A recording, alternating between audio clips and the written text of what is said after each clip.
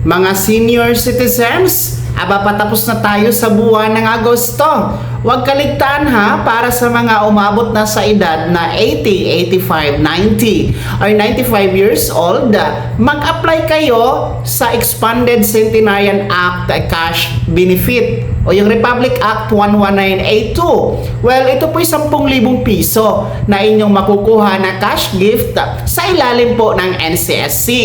Well, hanggang August 31 pa.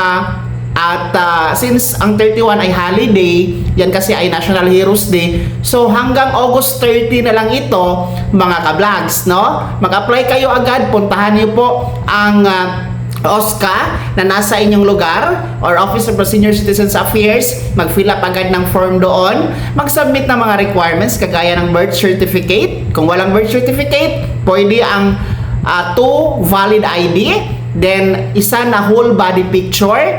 Application form po ay available yan sa OSCA office, no? Para ma-process at makuha nyo po ang inyong 10,000 cash gift para ito sa mga 80, 85, 90 or 95 years old.